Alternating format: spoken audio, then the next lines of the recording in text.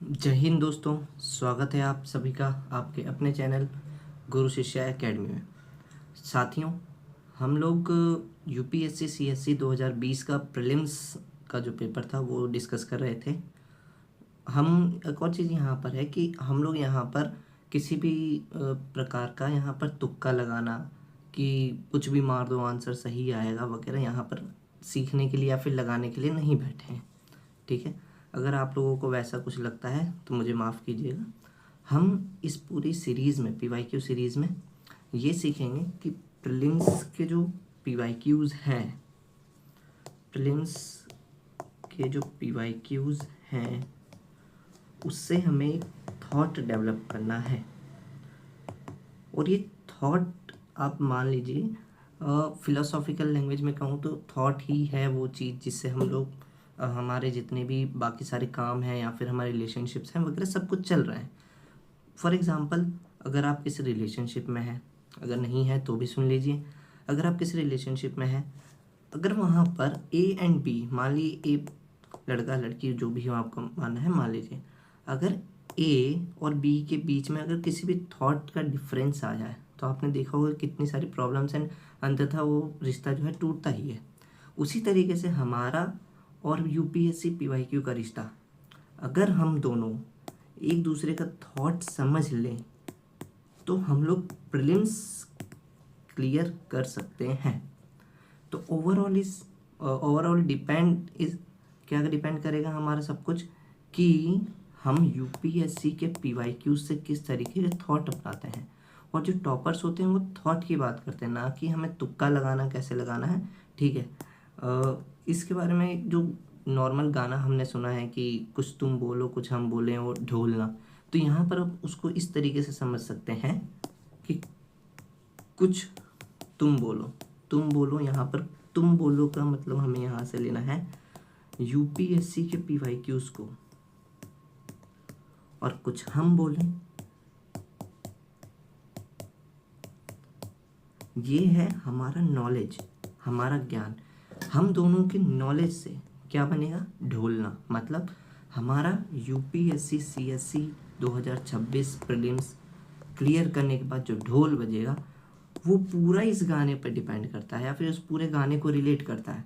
तो पूरी यूपीएससी जो पीवाईक्यू सीरीज़ है हमें पूरा इसी थॉट पर चलना है कि हमें एक दूसरे से पीवाईक्यू से हमें एक दूसरे से थॉट सीखना है, कॉन्सेप्ट सीखना है कि किस तरीके से क्वेश्चन आए हैं। और बिलीव मी, आप देखेंगे जैसे जैसे हम आगे बढ़ते जाएंगे कि हमको क्वेश्चन रिपीट नहीं मिलेंगे, हमें कॉन्सेप्ट रिपीट मिलेंगे। आगे हमने देखा था कि यूपीएससी प्रीलिम्स 2025 में भी कि वहाँ पर हमने देखा इकोनॉमिक्स में कभी डायरेक्ट क्वेश्चन आया नहीं, उसमें भी हमने कैलकुलेशंस वाले क्वेश्चन देखे कि हाँ भाई क्या कैलकुलेशन, वो कैलकुलेशंस के क्वेश्चन हम 2020 वाले पेपर में भी देखेंगे। तो यहाँ से हमें ये सीखना है कि अल्टीमेटली हमें सीखना ये है कि पीवाईक्यू से थॉट लेना है और कॉन्सेप्ट लेना है।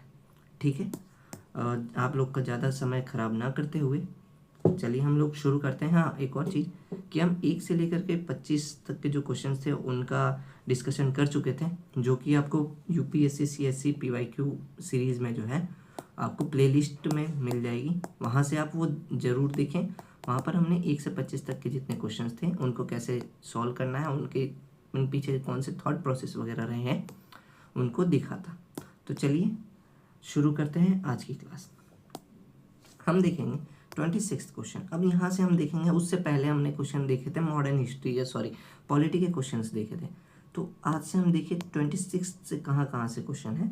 अब यहाँ पर हमारे क्या थॉट लगेंगे या हम कैसे सॉल्व करेंगे, ठीक है, वो हम यहाँ से देखना शुरू करते हैं। स्वतंत्रता संग्राम के समय लिखी गई सखाराम गणेश देवस्कर की पुस्तक देशीर कथा के संदर्भ में निम्नलिखित कथनों पर विचार की।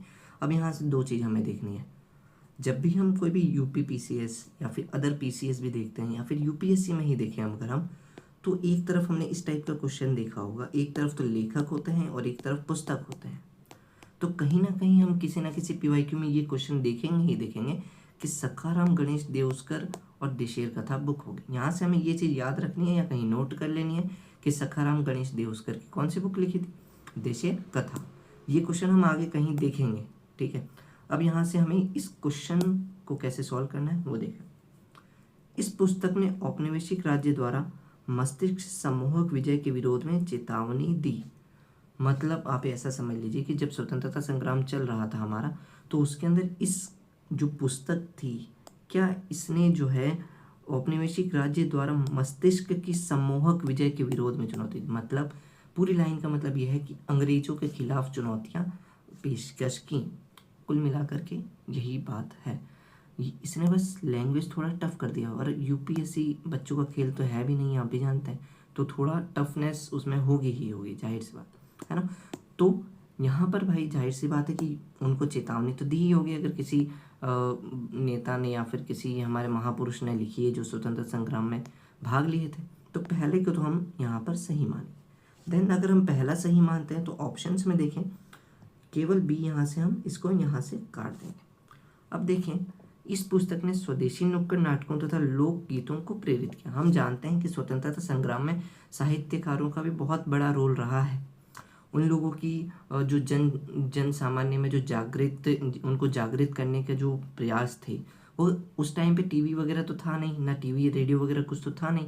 तो हम लोग कहाँ कैसे जागरूक होते थे? यही नुक्कड़ नाटकों के माध्यम से, और जो लोक गीत वगैरह होते थे उन सारी चीज़ों के माध्यम से हम लोग जानते थे। जैसे हम एक और पुस्तक का नाम सुनते होंगे, भारत दुर्दशाई रचना जो है, उस तरीके की रचनाओं के माध्यम से और उस रचनाओं का जो है क्रियान्वयन या फिर जो है जमीनी स्तर पर लोगों को नाटकों के माध्यम से दिखाया जाता था कि उनको जागृत किया जाता था। सेकंड वन भी सही हो जाएगा, ठीक है। तो अब सेकंड जहाँ नहीं है हम उसे कट कर देंगे। अब हमारे पास देखिए ए एंड डी ऑप्शन है।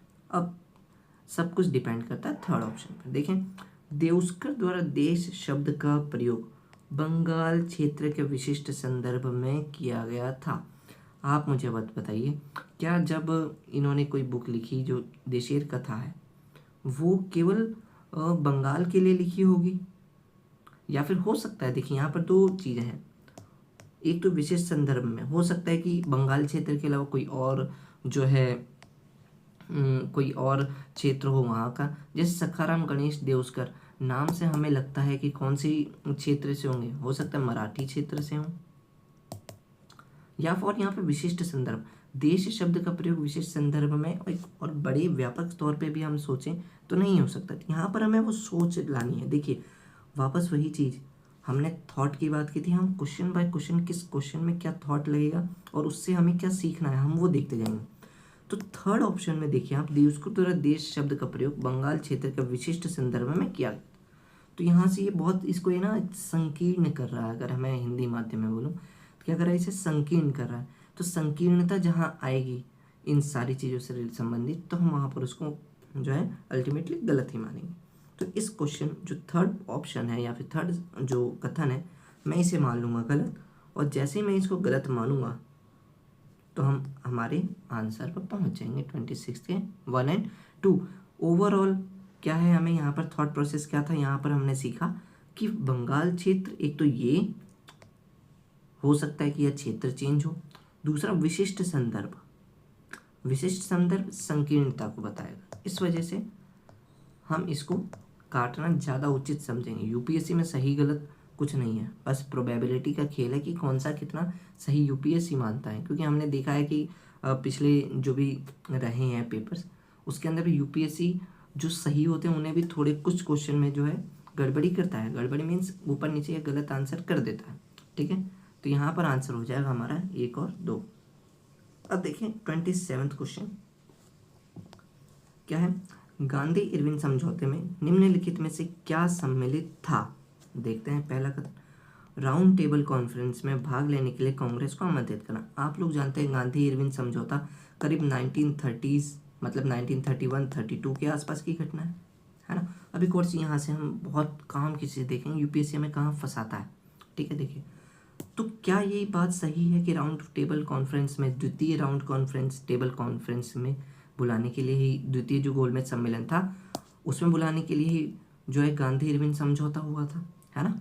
तो ये तो बात बिल्कुल सही है, और अगर कोई मॉडर्न हिस्ट्री पढ़ता भी है तो उसे बेसिक चीज़ें मालूम रहती हैं, राइट।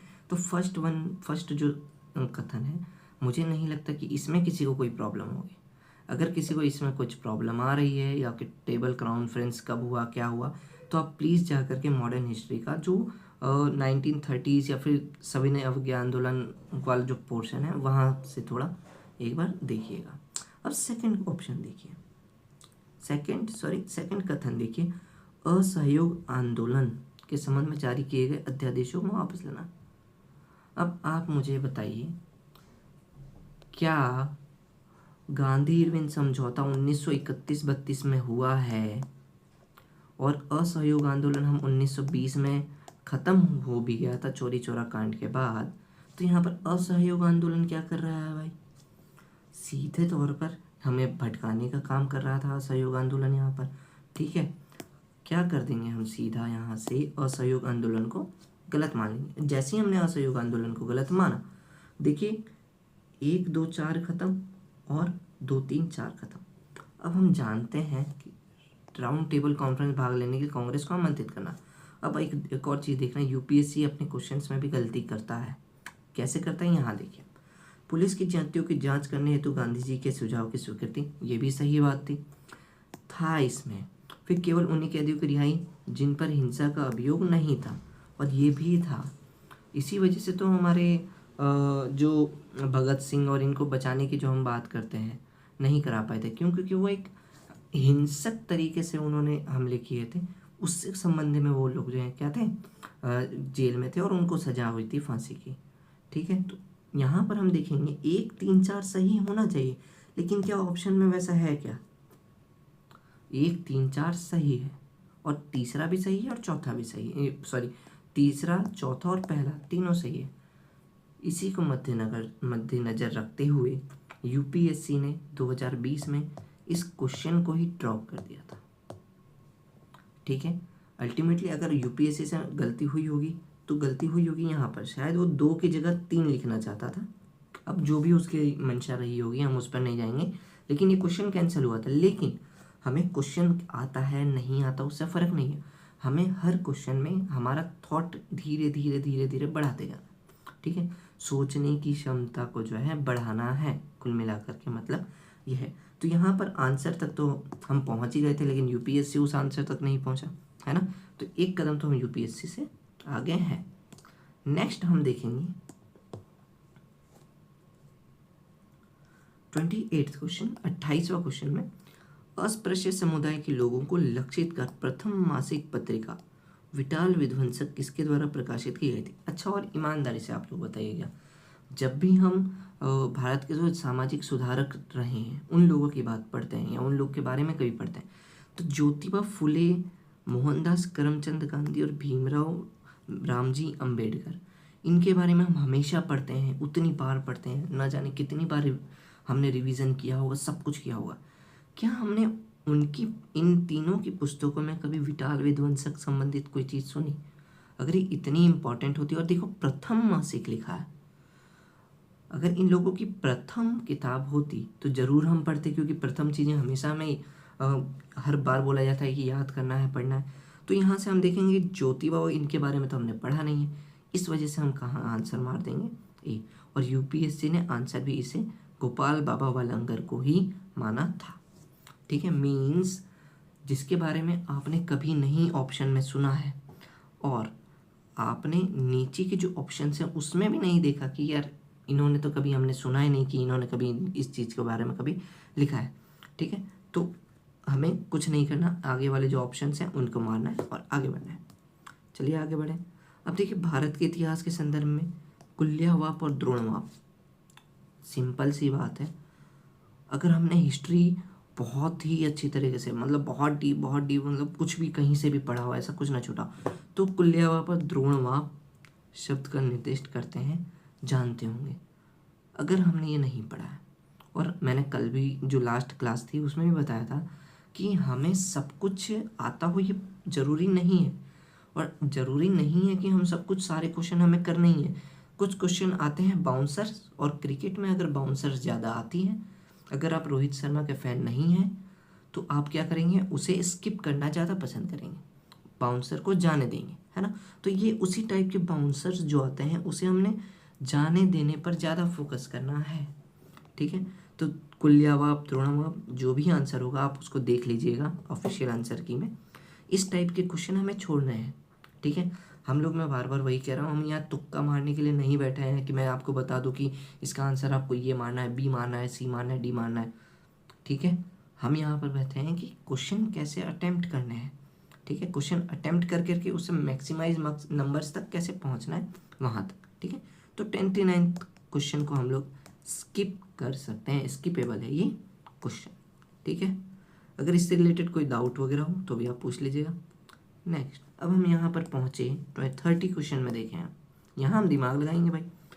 कोई भी व्यक्ति, यहाँ से पहले सॉरी, निम्नलिखित में से किस शासक ने अपनी प्रजा को इस अभिलेख के माध्यम से परामर्श दिया। अब जब भी हम कोई चीज़ देखते हैं एंशियंट हिस्ट्री के बारे में, प्राचीन भारत के बारे में, तो आप लोगों ने देखा होगा एक महाराजा, एक राजा इतना महान रहा है जिसने तो अपनी प्रजा को जो है अभिलेख के यहीं से हम देख करके इस क्वेश्चन का आंसर लगा सकते हैं, अगर आपने हिस्ट्री सही ढंग से पढ़ी है तो, है ना। अपनी प्रजा को अभिलेखों के माध्यम से किस राजा ने सबसे ज़्यादा जागरूक और जो उनके अधिकारों वगैरह की बात करी गई थी या फिर जन कल्याण की बात करी गई थी, एक ही नाम हमारे दिमाग में आता है हमेशा, अशोक, सम्राट अशोक। अब देखिए, अगर हम यहाँ से भी इस क्वेश्चन को थोड़ा पिक कर लेते हैं तो हमें इस इतने बड़े की जरूरत पड़ने की ज़रूरत भी नहीं पड़ी, राइट। तो अब देखें, फिर भी हमें पढ़ना तो पड़ेगा, एक बार देख लेते हैं। कोई भी व्यक्ति जो अपने संप्रदाय को महिमा मंडित करने की दृष्टि से अपने धार्मिक संप्रदाय की प्रशंसा करता है या अपने संप्रदाय के प्रति अत्यधिक भक्ति के कारण अन्य संप्रदायों की निंदा करता है, वह अपितु अपने संप्रदाय को गंभीर रूप से हानि पहुंचाता है। जैसा कि मैंने कहा, अशोक ने सभी के अंदर भ्रातृत्व, बंधुता की भावना लाने के लिए अभिलेख वगैरह की स्थापना की थी, ठीक है। तो यहाँ पर अपनी प्रजा, पहली बात तो हमें यहीं से देख करके इसका पता लगाने चाहिए कि हाँ भाई इसका आंसर कहाँ तक पहुँच जाएगा। अगर नहीं भी तो इन चारों राजाओं में से हमने कहाँ किसी के बारे में पढ़ा है कि इन लोगों ने जो है ये सारी चीज़ों पे काम किया था या अभिलेखों के माध्यम से अपनी प्रजा को जो है सब कुछ बताया था, नहीं पढ़ा है ना। इस वजह से हम आंसर मार देंगे, क्या, राजा अशोक। देखें, क्वेश्चंस जरूरी नहीं है कि हम हर जगह पढ़े हुए आएंगे, लेकिन यहाँ से आप थोड़ा कॉमन सेंस प्लस नॉलेज आपकी यहाँ पे होनी चाहिए, राइट। आगे बढ़े, चलते हैं 31 क्वेश्चन पर। हाँ, अब देखिए यहाँ से, भारत के सांस्कृतिक इतिहास के संदर्भ में परामिता शब्द का सही विवरण निम्नलिखित में कौन सा है। अब इस क्वेश्चन में क्या अप्रोच रहेगा हम देखते हैं। सूत्र पद्धति में लिखे गए प्राचीनतम धर्म शास्त्र पाठ, वेदों के प्राधिकार को अस्वीकार करने वाला दार्शनिक संप्रदाय, परिपूर्णताएं जिनकी प्राप्ति से बोधिसत्व पथ प्रशस्त हो, आरंभिक मध्यकालीन दक्षिण भारत की शक्तिशाली व्यापारी श्रेणियां। अच्छा, आपने दक्षिण में कभी ऐसे नाम सुने हैं क्या, परामिता सा टाइप से? नहीं सुने होंगे, तो हम इसको तो कैंसल आउट कर सकते हैं। अब हमारे पास बचे हैं 3। अब इन 3 में से आप देखें, देखो एक तो बिल्कुल लीग से ही हटके है ना, बिल्कुल ही लीग से हटकर है, डी ऑप्शंस जो है आपका, है ना। अब इन 3 में देखो, हमने ऊपर देखा था जिसके बारे में हम नहीं पढ़ते हैं, जिनके बारे में हम नहीं जानते हैं, लगभग उसी का आंसर वही होता है ना। तो परामिता यहाँ पर देखिए, प्राचीनतम धर्मशास्त्र पाठ और अस्वीकार करने वाले दार्शनिक संप्रदाय, और वेद कह रहा है, तो ये दोनों तो कह रहा है कि भाई एक ही धर्म से, मतलब हिंदू धर्म या फिर जो भी हमारे धर्म, जो धर्मशास्त्र वगैरह हैं उससे रिलेटेड। और यहाँ देखिए आप, सी ऑप्शन, परिपूर्णताएं जिनकी प्राप्ति से बोधिसत्व पथ प्रशस्त हुआ, है ना। तो मोस्ट ऑफ द चांसेस है कि इसका सही होने का। क्यों? क्योंकि ऊपर वाले जो हैं ए एंड बी, इनमें तो आप देखेंगे कि प्राचीनतम धर्मशास्त्र पाठ, सूत्र पद्धति में लिखे गए प्राचीनतम धर्मशास्त्र पाठ, और वेदों के प्राधिकार को अस्वीकार करने वाला दार्शनिक संप्रदाय। देखो परामिता, और हमने देखा है कि जितने भी सूत्र और उस तरीके की जो शब्दवावली है वो हमने बौद्ध में ही देखी होगी या फिर इसमें देखिए जैनों में देखी होगी, ठीक है। तो मैं इस वजह से सी पर खेलूँगा। Prelims is all about the risk, आप कितना रिस्क लेते हैं, higher risk and higher reward वाला सिस्टम रहता है, ठीक है, जो कि मैं आपको पिछली क्लास में बता चुका। अब यहाँ पर हम आएंगे 32 या 32वें क्वेश्चन। भारतीय इतिहास के संदर्भ में 1884 का रखमाबाई मुकदमा किस पर केंद्रित था। अब देखिए, एक और चीज़ मैं आपको यहाँ से बताना चाहूँगा कि अगर हमारे महापुरुषों के बारे में, रखमाबाई हम नहीं जानते हैं रखमाबाई कौन है, ठीक है, अगर उनके बारे में पूछा है तो मोस्ट ऑफ द टाइम बात होती है कि वो सही दिया होगा, है ना। भले वो क्वेश्चन गलत हो, कुछ क्वेश्चन में गलत होगा, 90 में से या फिर 100 में से 90 क्वेश्चन में करेक्ट होगा जो चीज़ मैं बताने जा रहा हूँ, और 10 क्वेश्चन में होगा वो क्या हो, रॉन्ग हो।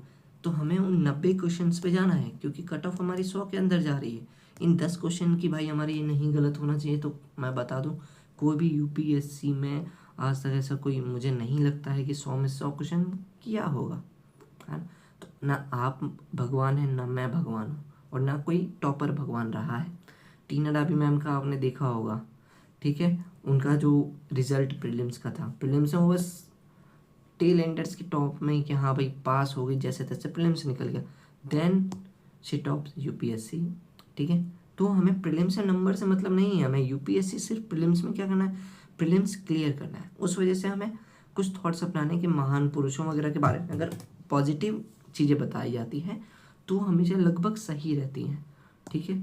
तो मैं तो यहाँ पर इसके लिए महिलाओं को शिक्षा पाने का अधिकार, हाँ भाई ज़रूर होगा, क्योंकि 1884 और इसके आसपास का काल आप लोगों ने सुना होगा। 1800 और 1900 के बीच वाला जो पीरियड था, यहाँ से शुरुआत हो चुकी थी सामाजिक जनजागृति या फिर सामाजिक धर्म सुधारक या सुधारने वाली चीज़ों की। तो महिला शिक्षा का भी लगभग इसके आसपास से शुरू हो गया था। मैं तो इसे करेक्ट मानता। फिर सहमति की आयु एंड दाम्पत्य अधिकारों का प्रत्यास्थापन, अगर पॉजिटिव सेंस दे रहा है तो मैं उसे हमेशा सही ही मारूंगा। 1 सेकेंड एंड थर्ड, ठीक है, फर्स्ट सेकेंड एंड थर्ड। अब भले ही यूपीएससी ने शायद बी माना है इसका आंसर, लेकिन हमें ज़्यादा पॉसिबल चांसेस की तरफ ही मानने हैं, क्योंकि आप जब पेपर हॉल में, एग्जाम हॉल में बैठे होंगे तब आपको नहीं पता होगा कि यार ये महिला शिक्षा पाने का अधिकार होगा या नहीं होगा, है ना, अदर क्वेश्चंस में भी। तो हम मारेंगे यहाँ पर डी इन तरीके के क्वेश्चंस में।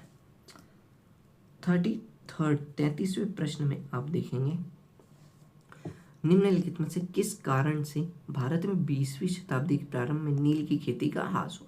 भारत में नील की खेती का कम, देखें, नील के उत्पादकों के अत्याचारी आचरण के प्रति काश्तकारों का विरोध। नील खेती का काश्तकारों ने विरोध तो किया था, लेकिन उनको दबा तो हर बार ही दिया गया था। आप लोग जानते हैं 3 कट्ठिया सिस्टम क्या था, 20/3 कि हाँ भाई आपको 3 कट्ठा बोना ही है कि उसमें, तो वो कितना भी कोशिश करते वो तो नहीं हटने वाला था ना, ठीक है। तो ए तो हो जाएगा जी गलत, क्योंकि विरोध उतने बड़े स्तर पे नहीं हुआ था कि नील की खेती कम हो जाएगी। और स्पेशली जब हम वो थे उसके अंदर औपनिवेशिक देश थे, कि उपनिवेश थे अंग्रेजों के, वो ज़बरदस्ती काम करवाते थे।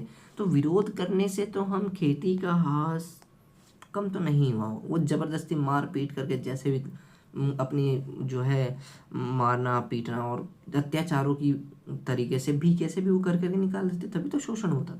तो फर्स्ट वाला तो पॉसिबली गलत हो सकता। अब देखें, नई खोजों के कारण विश्व बाजार में इसका अलाभ करो ना, हाँ, लेकिन अभी इसे हम सही गलत नहीं डिसाइड करेंगे। तीसरा देखें, नील की खेती का राष्ट्रीय नेताओं द्वारा विरोध किया जाना, विरोध किया गया था, लेकिन आरंभ में नील की खेती का तो ह्रास नहीं हुआ था ना।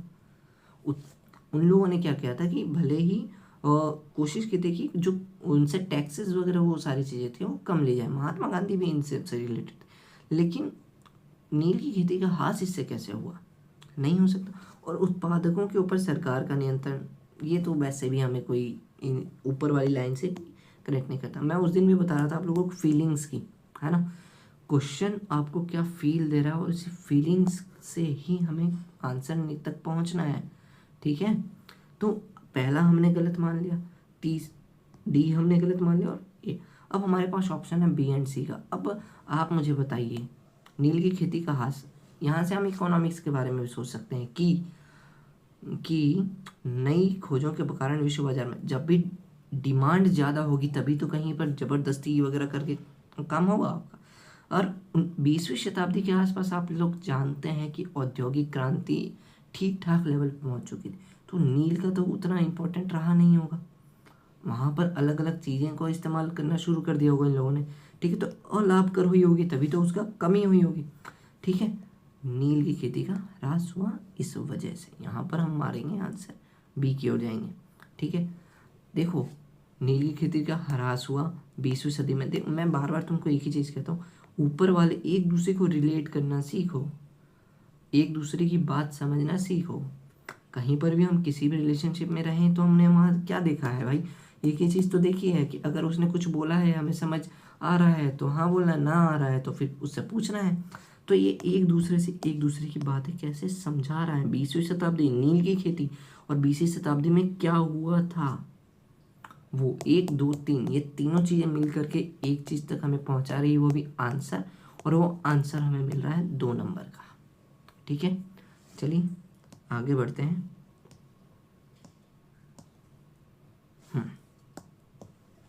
आ जाइए अब 34th क्वेश्चन। देखें, वेलेजली ने कलकत्ता में फोर्ट विलियम कॉलेज की स्थापना किस लिए की थी।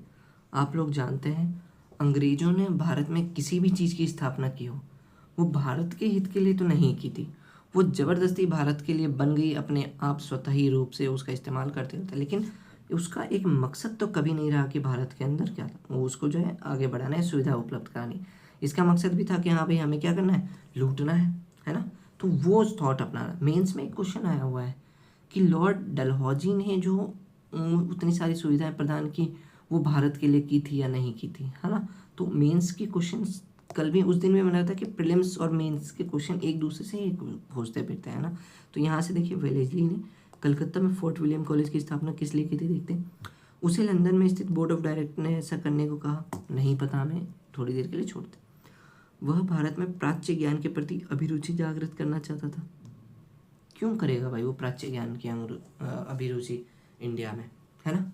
फिर देखो, विलियम कैरी तथा उसके सहयोगियों को रोजगार प्रदान करना चाहता था, हो सकता है।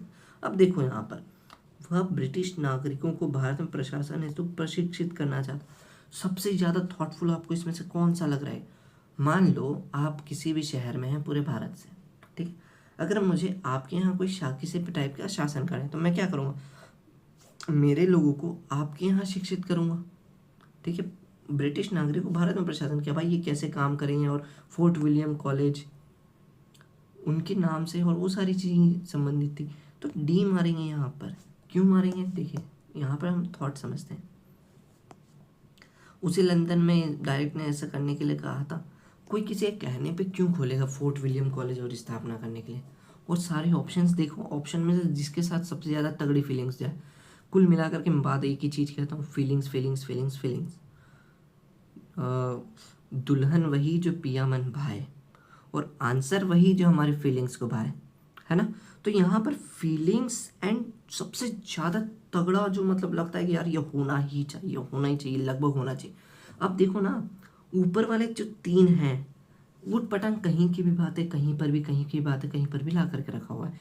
और आप जब मॉडर्न हिस्ट्री पढ़ते हैं तो वो ब्रिटिश जो साम्राज्य रहा है उसका विचारधारा हमेशा से जानते हैं। उन लोगों ने ट्रेनिंग, फिर उसी टाइम पे अपनी जो सारी चीज़ें ला ला करके वहाँ पर बढ़नी वगैरह, अब वहाँ के नागरिक को यहाँ पर प्रशासित करने के लिए प्रशिक्षित किया जाना वगैरह, वो सारी चीज़ें। तो ये मॉडर्न हिस्ट्री वाली लैंग्वेज से भी लगता है।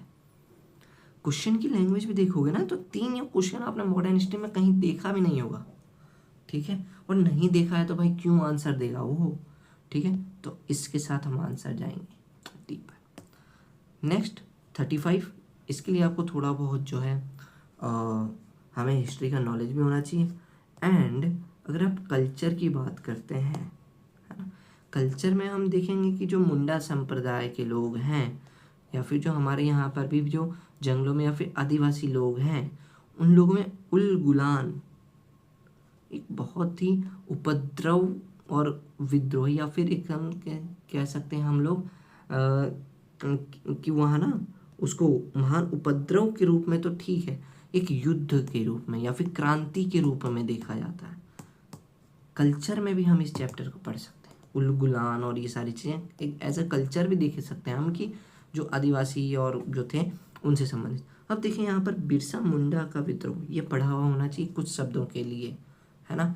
जैसे कहीं पे कुछ क्वेश्चन मैंने देखा था कि जोहार शब्द किससे रिलेट करता है ना। जोहार, जौहर, ऐसे ऐसे जो वर्ड्स हैं वो हमें हमारे जो कल्चर है, बेसिक कल्चर, हमारे दोस्त फ्रेंड्स वगैरह होते हैं, जितने भी कलीग्स हैं उनसे भी हम मिल बांट करके जो ये सारे शब्दों के बारे में सुनते हैं। तो सिंपली हम यहाँ तक पहुँचेंगे डीप। आ जाइए 36 क्वेश्चन पर। 36 क्वेश्चन है, प्राचीन भारत के विद्वानों साहित्यकार संदर्भ निम्नलिखित कथनों पाणिनि पुष्यमित्र शुंग से संबंधित है, अमर सिंह हर्षवर्धन से संबंधित, कालिदास चंद्रगुप्त। देखो मुझे तो इसके अंदर सिर्फ एक ऑप्शन पता है, कालिदास चंद्रगुप्त 2 से संबंधित है। और अगर आप देखें स्टेट पीसीएस की अगर कोई क्वेश्चन, तो आपने वहाँ देखा होगा पाणिनि, फिर यहाँ दिया होता पुष्यमित्र शुंग, अमर सिंह,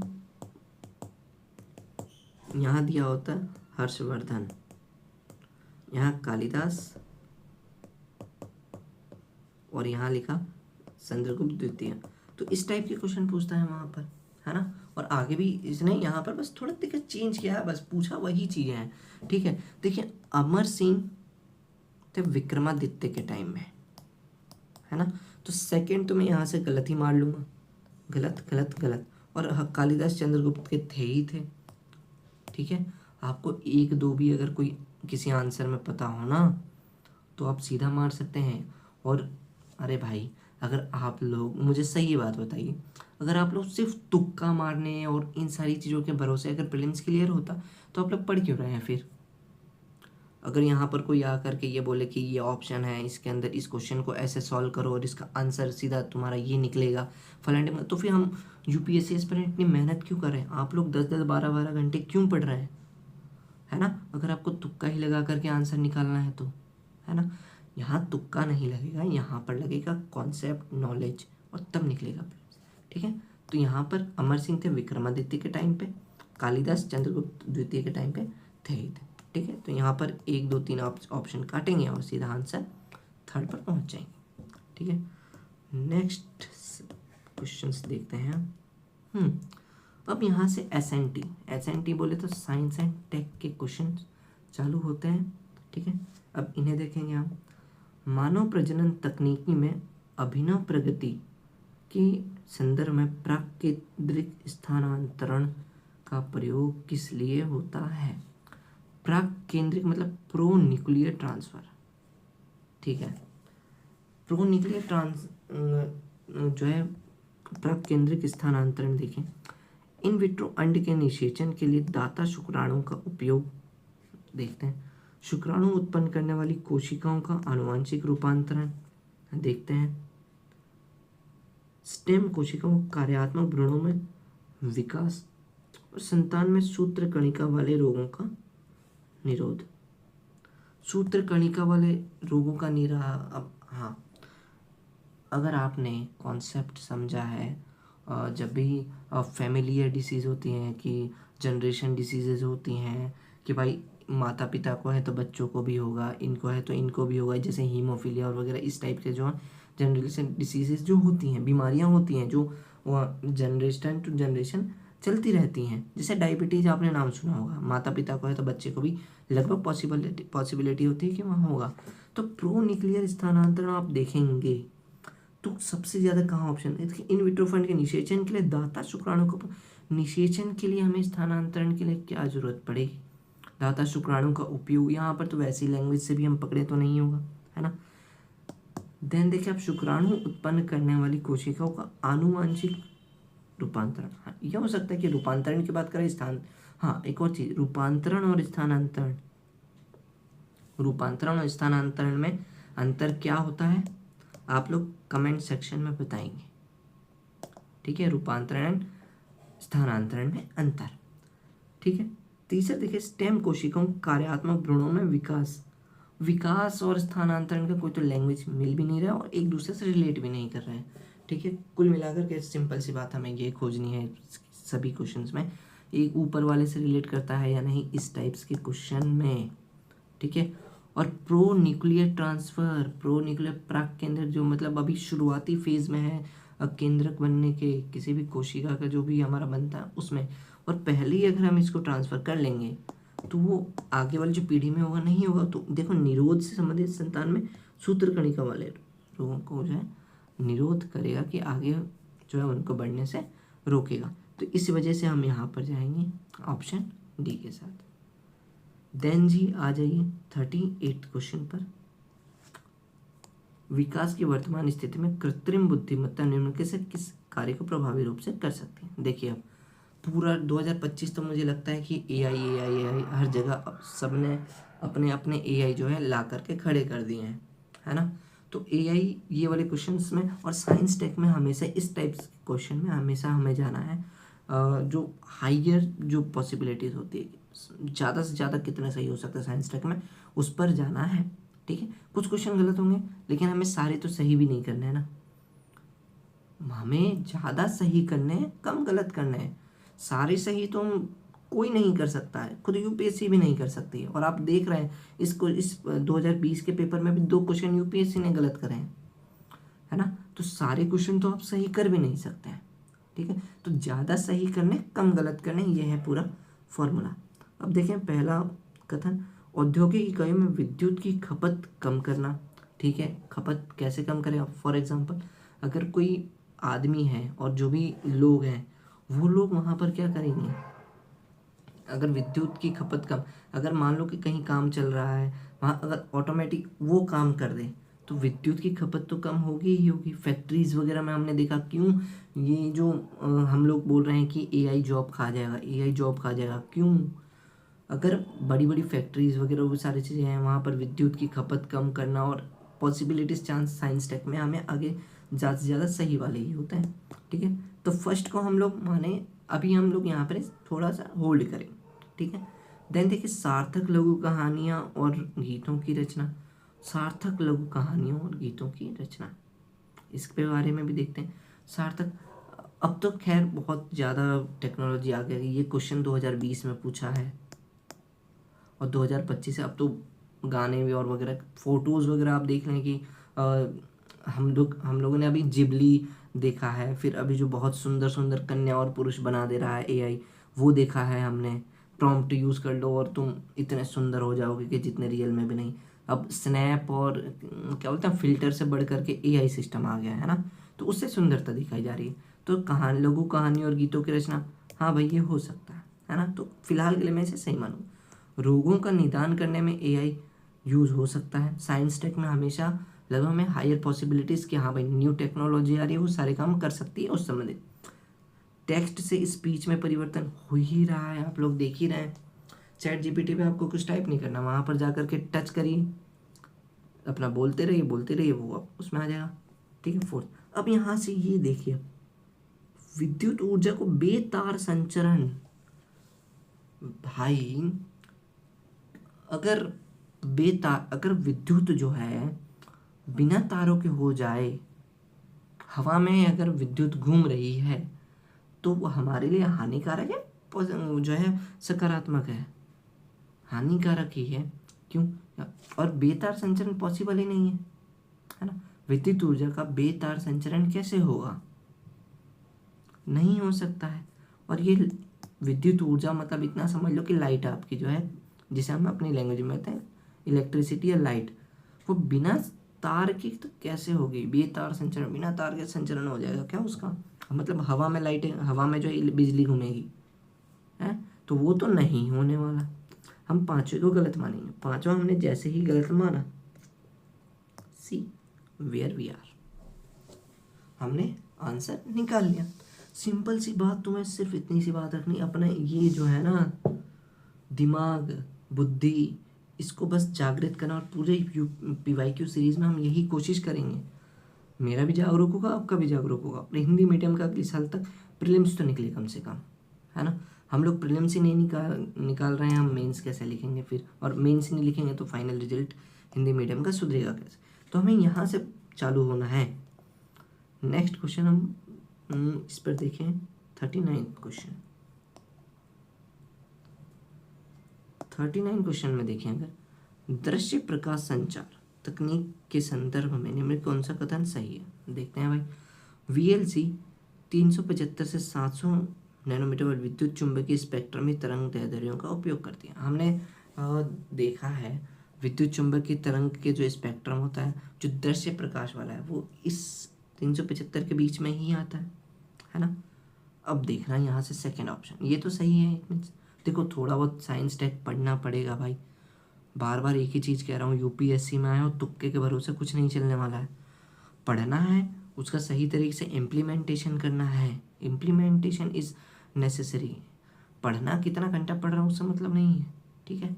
सेकंड देखिए, वीएलसी को दीर्घ परासी प्रकाश बेतार संचार के रूप में जाना जाता है। बेतार संचार तो हो गई लाइट हमारे पास जो आती है वो सारी, लेकिन आप देखिए वीएलसी को दीर्घ परासी, दीर्घ परासी मतलब समझ रहे हैं, लॉन्ग टर्म। लॉन्ग टर्म मतलब ज़्यादा जो उनका परास होता है, जबकि वीएलसी का जो परास होता है वो बहुत लघु परासी होते हैं, ये लोग शॉर्ट रेंज होती हैं, ठीक है। वीएलसी दृश्य प्रकाश हमेशा क्या होता है, याद रख लो यहाँ से, दृश्य प्रकाश लघु परासी होता है, लघु परासी होता है दृश्य प्रकाश। अब हमने यहाँ से देखा कि सेकंड ऑप्शन क्या हो जाएगा हमारा, गलत। जैसे ही सेकंड ऑप्शन गलत होगा, टिचिक टिचिक टिचिक and we got our answer 1 3 and 4। जरूरत भी नहीं है आगे देखने की, फिर भी हम देखेंगे। वीएलसी क्या पता यहीं से इन तीसरे और चौथे में से कैसे क्वेश्चन पूछ लें। वीएलसी ब्लूटूथ की तुलना में डेटा की विशाल मात्रा को तेजी से प्रभावित कर सकता है। अरे ऐसे समझ लो, ब्लूटूथ एंड वीएलसी दृश्य प्रकाश संचार, ठीक है। लाइट ज़्यादा विशाल मात्रा में करेगा ब्लूटूथ, ब्लूटूथ बहुत एक सर्टेन टाइम या फिर सर्टेन चीज़ों के लिए होता है ना। तो और तुलना में, और एक और चीज़ जहाँ पर तुलना वगैरह ऐसी जो चीज़ें आती हैं वहाँ पर जो है लगभग पॉसिबल चांसेस होता है क्या कि वो वहाँ पर गलत होने के चांसेस रहते हैं, ठीक है। यहाँ पर देखिए सही है, अधिक तेज़ी से प्रेषित कर सकता है, ठीक है। वहाँ एक और चीज़, जब भी हम कोई टेक्नोलॉजी वगैरह के बारे में पढ़ते हैं तो वो हमेशा पॉसिबल जो चीज़ें होती हैं या फिर पॉजिटिव चीज़ें होती हैं उनकी तरफ ही जो है हमें बताता है, ठीक है। तो 1 3 एंड 4 वीएलसी में विद्युत चुंबकीय व्यतिकरण नहीं होता। व्यतिकरण आई होप आप लोगों को पता हो, एक दूसरे पर जो ओवरलैप वाला जो सिस्टम चलता है उसको व्यतिकरण कहते हैं। तो यहाँ पर वीएलसी में विद्युत चुंबकीय व्यतिकरण नहीं होता, और नहीं भी अगर हमें मालूम है तो हमने सेकंड एक पॉइंट पता था हमें, वी दृश्य प्रकाश संचार। अब यहाँ से हमें क्या पढ़ना है बताया, इस पूरे में से वीएलसी के बारे में, दृश्य प्रकाश संचार, और जा करके तुरंत हम देखेंगे विद्युत चुंबकीय स्पेक्ट्रम, खत्म। फिर नेक्स्ट जो क्वेश्चन आएंगे हम उसके अंदर सीधे क्वेश्चन देख लेंगे, ठीक है। तो यहाँ पर हमारा आंसर है 1 3 एंड 4। देन आ जाए ब्लॉकचेन तकनीकें। निम्नलिखित कथनों पर विचार करें। यह एक सार्वजनिक खाता है जिसका हर कोई निरीक्षण कर सकता है, परंतु जिसे कोई भी एक उपभोक्ता नियंत्रित नहीं करता। क्यों ब्लॉकचेन टेक्निक इतना जो है मतलब हाइप में रहता है, क्यों इसको जो है सरकारें अपने अपने देशों में अधिकतर लागू नहीं करती है, क्यों? क्योंकि उसके ऊपर किसी एक का नियंत्रण नहीं रहता, ये ओपन है, ब्लॉक बने हुए हैं, ऐसा समझ लीजिए ये ब्लॉकचेन है, ये ब्लॉक्स हैं, ये सब एक दूसरे से कनेक्टेड है, ठीक है। एक दूसरे से ये लोग, ये सारे जो हैं ब्लॉक्स कनेक्टेड हैं। तो मान लो यहाँ पर जो काम चल रहा है वही काम ये भी कर सकता है, ये भी कर सकता है, ये भी कर सकता है। तो यहाँ पर किसी की जिम्मेवारी और नियंत्रण की जो समझ होती है ना वो नहीं है यहाँ पर। तो देखो यहाँ पर नहीं तो लिखा है उपभोक्ता नियंत्रित नहीं करता, और सार्वजनिक खाता तो है ना। इस वजह से पहला ऑप्शन क्या है हमारा सही है। सेकंड देखें, ब्लॉकचेन की संरचना और अभिकल्प ऐसा है कि इसका समूचा डाटा केवल क्रिप्टो करेंसी के विषय में है। जहाँ पर भी साइंस टेक आएगा वहाँ पर हमें ब्रॉड सोचना है, व्यापक रूप से सोचना है। क्या अगर ब्लॉकचेन टेक्निक है क्या वो केवल क्रिप्टो करेंसी, बिटकॉइन और इन लोगों के लिए ही होगी क्या? और भी तो क्षेत्रों में इसका इस्तेमाल हो सकता है, और भी जगह पे इसका उपयोग होगा। इस वजह से केवल वाले जो इसको क्या कर देता है, बहुत संकीर्ण कर दे रहा है, और जहाँ पर भी चीज़ें तुमको लगे कि कम करने की बात कर रही है वो होगा गलत। इस वजह से हम सेकंड को कर देंगे गलत। अब देखिए सेकंड जैसे गलत करेंगे, अब हमारे पास 3 है। साइंस टेक में हमने बात की है कि हमें क्या करना है, ज़्यादा पॉसिबिलिटीज़ की तरफ भागना है। देखें तीसरा, ब्लॉकचेन के आधारभूत वैशिष्ट्यों पर आधारित अनुप्रयोगों को बिना किसी व्यक्ति की अनुमति के विकसित किया जा सकता है। हाँ, इसमें कोई नियंत्रण नहीं है भाई। ये ब्लॉकचेन टेक्निक एक समझ लो ऐसा समाज है जहाँ पर सब लोग आवारा है, सब लोग आवारा हैं, कोई भी कुछ भी कर सकता है, कुछ भी सबका अपना है। सब लोग ऐसा समझ लो कि जो हमारे लड़कों में जो दोस्ती होती है वैसा है ना।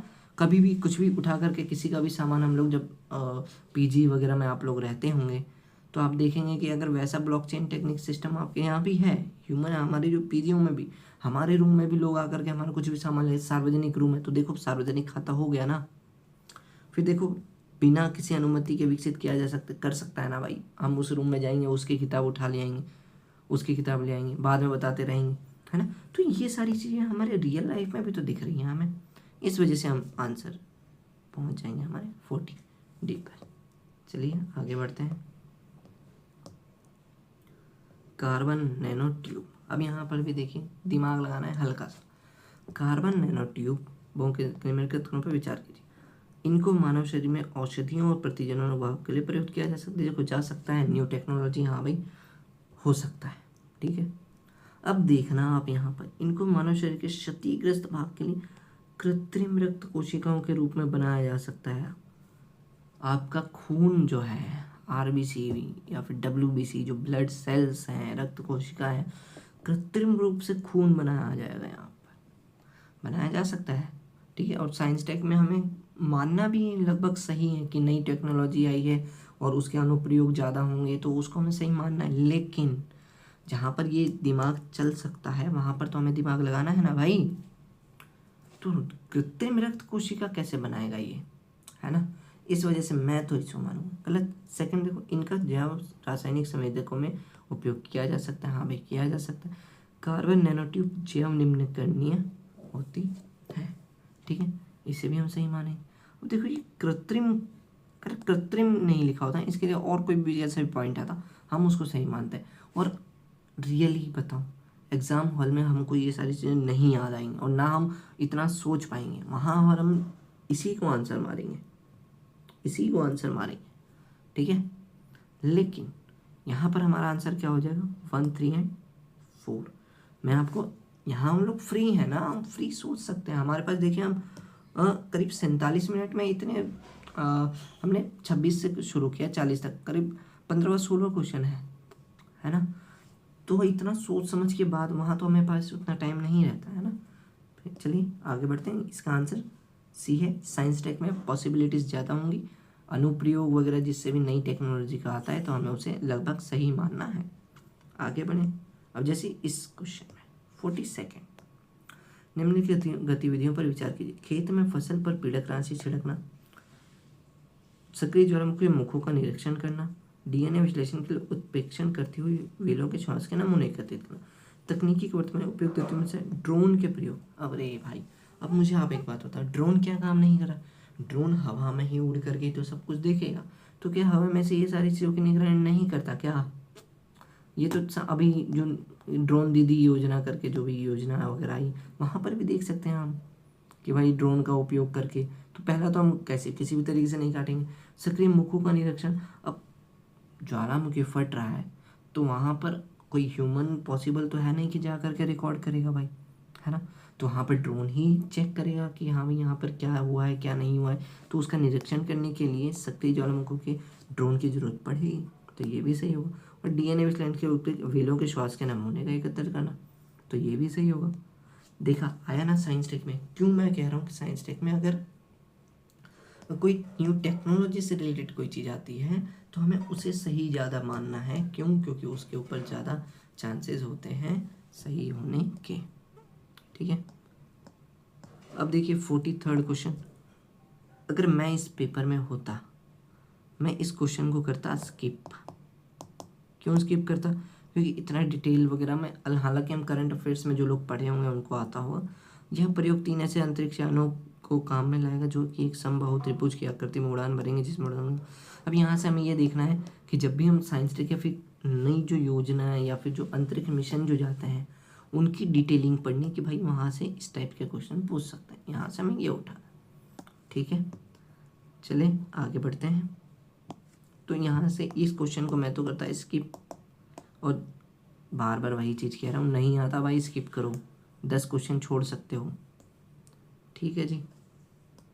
वापस साइंस टेक आ गए हम। साइंस टेक पर भावी माता पिता के अंडे या शुक्राणु उत्पन्न करने वाले कोशिका में आनुवंशिक परिवर्तन किया जा सकते हैं। साइंस बहुत आगे निकल चुका है, साइंस बहुत कुछ कर सकता है, साइंस सब कुछ कर सकता है लगभग जो चीज़ें हो रही हैं, तो पहला तो सही है ना। फिर देखो, व्यक्ति का जीनोम जन्म से पूर्व प्रारंभिक भ्रूणीय अवस्था में संपादित किया जाता है। जीनोम एडिटिंग पूर्व प्रारंभिक, अभी इससे पहले हमने कुछ देखा, याद आया कुछ?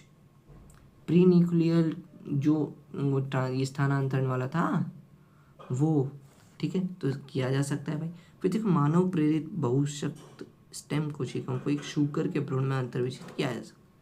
हमने देखा कि एक जानवर दूसरे जानवर वगैरह के जो स्टेम सेल्स जो होती हैं उनको हम लोग यूज़ कर सकते हैं। और यहाँ पे प्लूरिपोटेंट स्टेम की बात करें तो कोशिकाओं को एक शूकर के भ्रूण में अंतर्वेशित किया जा सकता है। साइंस टेक है, हमने देखा है कि किसी का भी हृदय उठा करके लगा दे रहे हैं हम लोग, और अलग अलग जो जानवर वगैरह हैं उनके, तो पॉसिबल है। तो हम 1 2 3 पर पहुंच जाएंगे इजीली।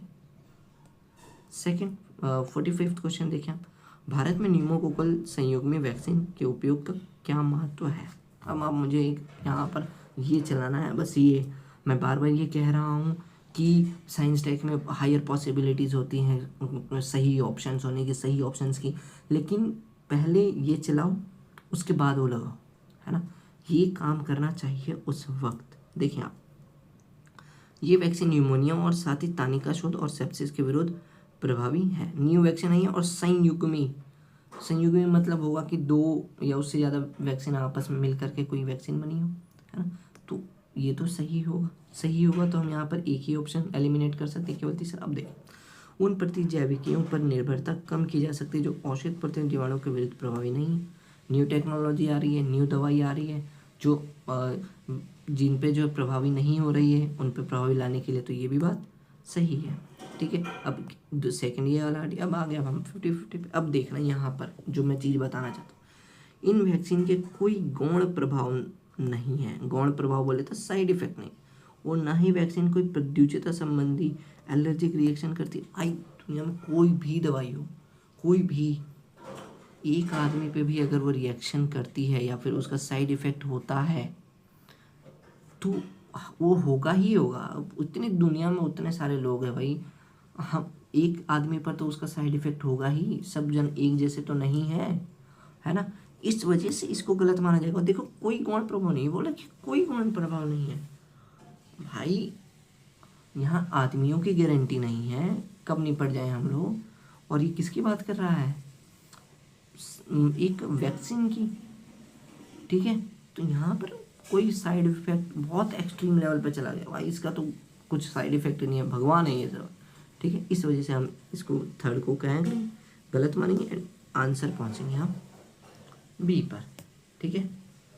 मेरे हिसाब से आज के लिए इतना ही रखते हैं। हम धीरे धीरे करके ये सारे क्वेश्चंस करेंगे ताकि आप लोग को भी अपना टाइम मिले।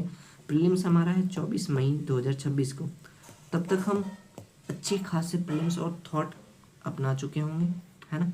और आप लोगों को मैं बार बार वही कह रहा हूँ, आप लोग प्रीलिम्स के जो अलग अलग टॉपिक वाइज जो चलते हैं ना, सब्जेक्ट वाइज की पॉलिटी के PYQ अलग देख रहा हूँ वगैरह, उससे ये होगा कि आप एक पर्टिकुलर उनके हिसाब से चलें। एक्चुअल पेपर में देखो इस टाइप से क्वेश्चन आ रहे हैं, हमें उस पर फोकस करना है कि भाई कैसे सॉल्व करना है, कैसे क्वेश्चंस आ रहे हैं, और एक्चुअल पेपर को हम सॉल्व करेंगे तभी तो हमें पता चलेगा। नेट प्रैक्टिस कब तक करते रहेंगे भाई? 2-3 साल से बहुत पढ़ लिया हम लोग, नेट प्रैक्टिस हो गई है। अब ये जिसे हम मॉक टेस्ट बोलते हैं, हम PYQ प्रैक्टिस करेंगे, ठीक है, साथ में मिलकर करेंगे, है ना। 45 क्वेश्चन तक आज रखते हैं। नेक्स्ट आगे जो होगा उसमें करेंगे 4-5 क्लासों में 2020 को ख़त्म करें। आई होप आप लोगों को जो ये सब सीरीज़ चल रही है आपको अच्छी लग रही होगी, एंड थैंक यू। फर्स्ट जो हमारी वीडियो थी उस पर मुझे इतना एक्सपेक्टेड नहीं था कि इतना अच्छा जो है रेस्पॉन्स आएगा, इतने अच्छे व्यूज़ आएंगे फ़िलहाल के लिए, क्योंकि मेरी पहली वीडियो थी, उस पर भी आप लोगों ने मुझे इतना सपोर्ट किया, उतना जो है अच्छा लगा मुझे भी, ठीक है। तो उसके लिए भी शुक्रिया, एंड आई होप आप मुझे आगे भी सपोर्ट करते रहेंगे। एंड प्लीज़ चैनल को सब्सक्राइब कर लीजिएगा ताकि जो हमारी वीडियोज़ है PYQ सीरीज़ से आप लगातार उससे जुड़े रहें, वरना मैं जानता हूँ आप लोगों ने बहुत सारे ऐसे चैनल सब्सक्राइब कर रखे होंगे जिनके दिन भर नोटिफिकेशन आते हैं, तो उन नोटिफिकेशन से अपना जो काम की जो चीज़ है वो छुप ना जाए, उसके लिए आप प्लीज़ सब्सक्राइब कर लेना, ठीक है। एंड वीडियो अच्छा लगा हो, पढ़ाने का कॉन्सेप्ट अच्छा लगा हो, आपके मन में कोई सजेशन हो कि भाई इस तरीके से हम और काम कर सकते हैं और क्या क्या इम्प्रूवमेंट्स होने चाहिए, क्योंकि मैं आपका छोटा भाई हूँ, आप लोग प्लीज़ बताते रहिएगा कि हाँ कैसे क्या करना है। बाकी हम लोग साथ में प्रीलिम्स फोड़ते हैं। चलिए, तब तक के लिए thank you so much and please इसी तरह सपोर्ट बनाए रखिएगा। सब्सक्राइब, लाइक, शेयर एंड कोई भी अगर आपके मन में डाउट है, सजेशंस हैं, तो प्लीज़ कमेंट सेक्शन में आपके लिए ओपन है। आप प्लीज़ वहाँ पर अपना बहुमूल्य समय निकाल करके वहाँ पर कमेंट सेक्शन में कमेंट कीजिए और सजेशन दीजिए ताकि हम और इम्प्रूवमेंट करेंगे, है ना। चलिए चलते हैं। जय Hind, thank you so much.